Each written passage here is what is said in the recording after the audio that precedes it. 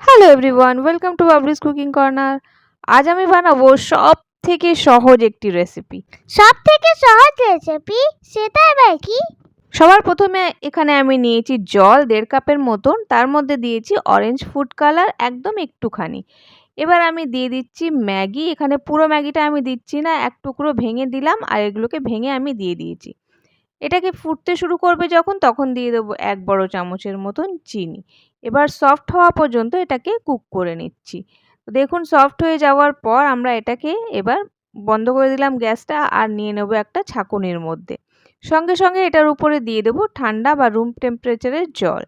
এখানে ম্যাগিটাকে ভালো করে ধুয়ে নিতে হবে, যাতে করে এক্সট্রা যে কালার থাকবে এর মধ্যে এর গায়ে লেগে সেটা যেন বেরিয়ে যায় আর এটার মধ্যে চটচটে ভাব বা আঠালো ভাব না থাকে। আমি এটাকে ভালো করে মিক্স করে নিলাম যাতে এগুলো একটার গায়ে একটা লেগে না থাকে। চাইলে আপনারা একটু তেলও দিয়ে রাখতে পারেন, তবে আমার দরকার পড়েনি, এটা এমনিতেই মানে ছাড়া ছাড়াই ছিল।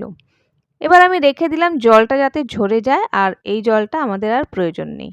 এবার একটি প্যানের মধ্যে আমি নিয়ে নিচ্ছি 2.5 কাপের মতন গরুর দুধ। আগের থেকে ফুটিয়ে রাখা গরুর দুধ আমি ব্যবহার করছি, আপনারা চাইলে প্যাকেটওয়ালা দুধও নিতে পারেন।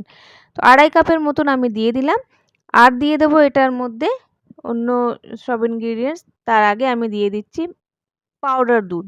এটাকে সঙ্গে সঙ্গে দিয়ে দেবেন, নাহলে দুধ যদি গরম হয়ে যায় তাহলে এটা দলা পাকিয়ে যাবে, সেই জন্যে প্রথমে যদি দিয়ে দেন তাহলে হালকা হালকা যখন দুধ গরম হবে এটা ভালোভাবে মিক্স হয়ে যাবে। তো আমি 2 চামচ বড় ভরে ভরে দিয়ে দিলাম। দেওয়ার পর ভালো করে মিক্স করে নিয়েছি। যদি না দিতে চান স্কিপ করতে পারেন, তবে দিলে পরে টেস্টটা কিন্তু দারুণ আসে।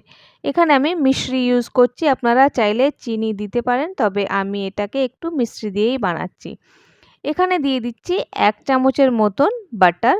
বাটার আমার বাড়ির বানানো, সেই জন্য এটার কালার একটু চেঞ্জ দেখতে পাচ্ছেন। আমি বাড়িতেই বানিয়ে রাখি, এটার রেসিপি আমি আগেই আপলোড করে রেখেছি, আপনারা চাইলে দেখতে পারেন। বাটার ঘি বাড়িতে কিভাবে বানাবেন অনায়াসে আপনারা খুবই সহজে বানিয়ে নিতে পারেন। এখানে আমি দুধটাকে রেখে দিলাম ফোটার জন্য, আর এখানে একটা মোল্ড নিয়ে নিয়েছি। এই মোল্ডের মধ্যে আমি এবার এই ম্যাগির যেটা আমি ফুটিয়ে রেখেছিলাম এগুলোকে ভালো করে ছড়িয়ে দেবো। একটার গায়ে একটা লেগে না থাকে এইভাবে ছড়িয়ে দেবেন।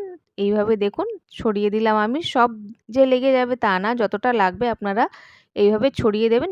একদম ঘিচি করে দেওয়ার দরকার নেই, একটু ফাঁক ফাঁক রেখে দেবেন, তাহলে দেখতে ভালো লাগবে। একটা কাপের মধ্যে আমি নিয়েছি একটুখানি দুধ, এর মধ্যে আমি দিয়ে দিচ্ছি agar agar powder. Agar agar powder আমি 2 বড় চামচ দেব। যদি আগার আগার পাউডার না থাকে আপনারা নিয়ে নেবেন কর্নফ্লোর, বা আপনারা কাস্টার্ড পাউডার নিতে পারেন, তবে কাস্টার্ড পাউডার যেহেতু কালার থাকে সেই জন্য আমাদের যেহেতু হোয়াইট লাগবে, আমি এখানে কর্নফ্লোরটাই রেকমেন্ড করছি। তো কর্নফ্লোর নিতে পারেন, এখানে আমার কাছে আগার আগার পাউডার ছিল, আমি 2 বড় চামচের মতো নিয়ে নিলাম। ভালো করে গুলে নেব। গুলে নেওয়ার পর দুধটা যখন আমাদের গাঢ় হয়ে যাবে একটু, আমরা এটাকে তখন ইউজ করব। এখন ইউজ করব না, দুধটা ভালো করে ফুটে গেলে একটু গাঢ় হয়ে গেলে না টেক্সচারটা ভালো আসবে। একদম পাতলা দুধের মধ্যে যদি দিয়ে দেন তাহলে সেই রেসিপিটা ভালো হবে না। এখানে দুধটা ফুটিয়ে নিয়েছিলাম আমি, দেখুন গাঢ় হয়ে গেছে একটু। আর ফ্লেমটাকে একদম লো রেখে আমি এটাকে ঢেলে দিলাম এটার মধ্যে, যে আমাদের আগার আগার পাউডারের মিক্সচারটা ছিল। আর ভালো করে নাড়িয়ে চাড়িয়ে আমরা এটাকে কুক করব যতক্ষণ না পর্যন্ত ভালো করে ফুটে যাচ্ছে।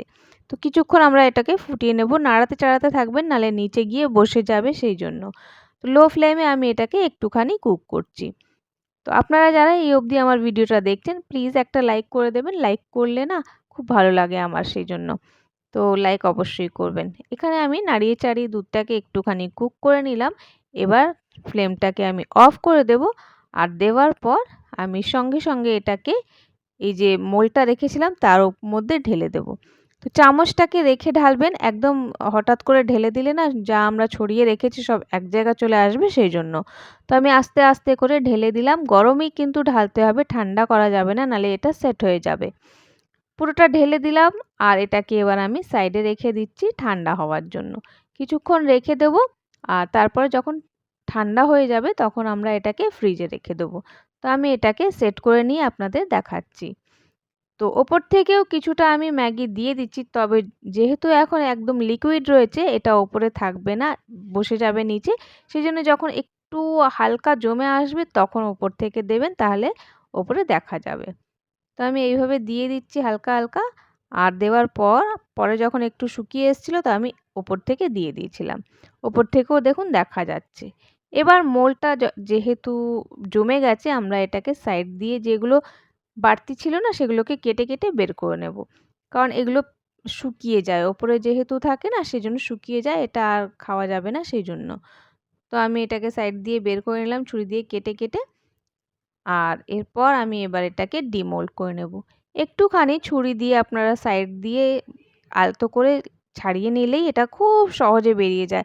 আমি মোল্ডটাকে কোনো গ্রিস ট্রিস করিনি, এটা এমনিই দেখবেন খুব সহজে বেরিয়ে আসে। আপনাদের কাছে যদি এরকম মোল্ড না থাকে আপনারা যে কোনো বাটিতে এটা জমিয়ে নিতে পারেন। যে কোনো বাড়ির বাটিতে, স্টিলের বাটিতে বা কাঁচের বাটিতে এটা খুব সহজেই জমিয়ে নিতে পারবেন। এত সহজ রেসিপি এটা যে কেউই বানিয়ে নিতে পারে।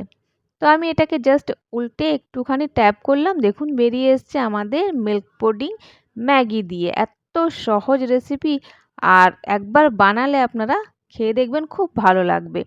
এক্কেবারে একটি নতুন রেসিপি আপনাদের সাথে আজ আমি শেয়ার করলাম। আপনারা বানিয়ে অবশ্যই ট্রাই করবেন।